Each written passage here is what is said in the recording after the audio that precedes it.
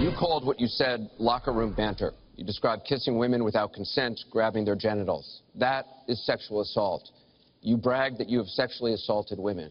Do you understand that? No, I didn't say that at all. I don't think you understood what was said. This was locker room talk. I'm not proud of it. I apologize to my family. I apologize to the American people. Certainly I'm not proud of it, but this is locker room talk. All right, that was Donald Trump at the presidential debate earlier this week, apologizing for the crude comments he made towards women more than 10 years ago. After a storm of criticism, Trump brushed it all aside, saying it was just locker room talk. Well, now 6 people have come forward, all saying that he in some way assaulted them, sexually, physically assaulted them. My next guest has been in and out of locker rooms for his whole life. He's a Trump supporter, but he says the billionaire's comments are inexcusable. Joining me right now is former professional baseball player and radio talk show host, Curt Schilling. Hey, Curt, good to have you here. Thanks, Trish. Thanks for having me. So first of all, we'll get to the women and the allegations that have surfaced in just a minute. But first of all, tell me your thoughts on what you heard on that tape, because you're someone who obviously has spent a lot of time in locker rooms. You know what locker room talk is. What was your reaction when you heard that? Well, hey, Trish, I want to back up 1 second, because I've been listening, and I'm taking it that you're a conservative like I am. You for the most part. I'm an independent, but well, I don't like taxes. Okay, well, here's the thing. But go for it. The conversation you're having about the things he said about the 10-year-old girl, to me, is at the very heart of why this is a problem. How many times, and I have 3 boys and a daughter. How many times have you looked at a young man and said, wow, is he going to be, he's a beautiful young man. Wow, he's a gorgeous young man. And that man was 12, 13, 14, 15. I'll be honest, or he's a beautiful. Zero. I've never that's a lot. There's no way you haven't seen somebody else's son and said, wow, he's beautiful. Wow. I mean, and thought I'm going to be dating him? No. No, but that's... You're on your own on this one. But, no, I'm not on my own on this one, because I have boys. My youngest son is a gorgeous young man, and I've heard women say, wow, he's a beautiful young boy. To jump to the point where you're insinuating like something like pedophilia or a molestation is where you're going with this, because he's joking about, well, when she gets older, I'm going to date her. I mean, how do you get from there to being revolted and disgusted? Yeah, you know, I don't look at a young boy and say, in 10 years, I'm going to date him. Well, we don't. But you don't actively look for that. And I think that would be pretty sad if I did.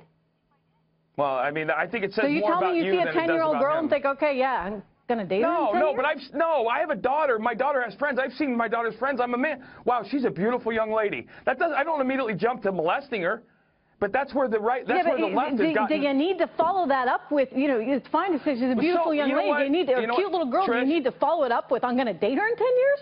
Trish, I'm not going to ask you how old you are, but I'm going to guess in your years of life, you've gone on and probably gone over the edge and said things, well, you know what, I probably shouldn't have added that. And I know you're not running for president. So I'll give you that. He has a tendency to do that, Curt. A lot. Yeah. All right? A lot.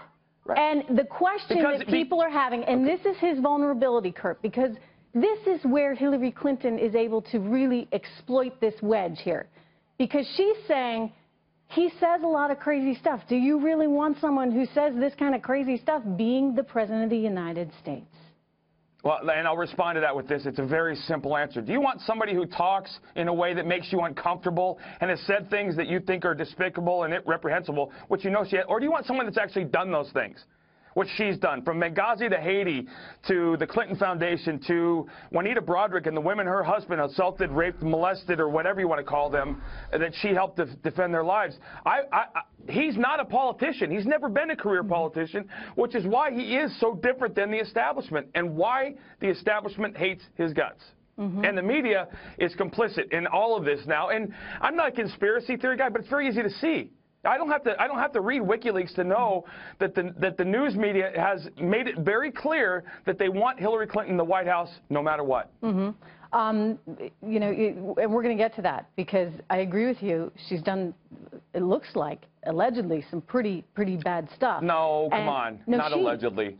Well, we don't have exact proof of it, so we have to be careful exactly how we phrase this. But the whole pay-to-play scandal, that certainly is something that raises a lot of eyebrows. And there's much more, and we're going to get into that throughout the rest of the show, because I think Hillary Clinton's got a lot of answering that she needs to do as well. I think one of the tough things for the country right now is that we're now in a situation where you get someone who potentially is a criminal. I mean, it would be criminal to just go and delete emails after they have been requested. She did that. In an investigation. So I hear you there. But at the same time, you know, he's got his past that's haunting him as well. Curt, right, but again, let me ask you something, Curt. I'm hearing some rumors about your political future. Is it true?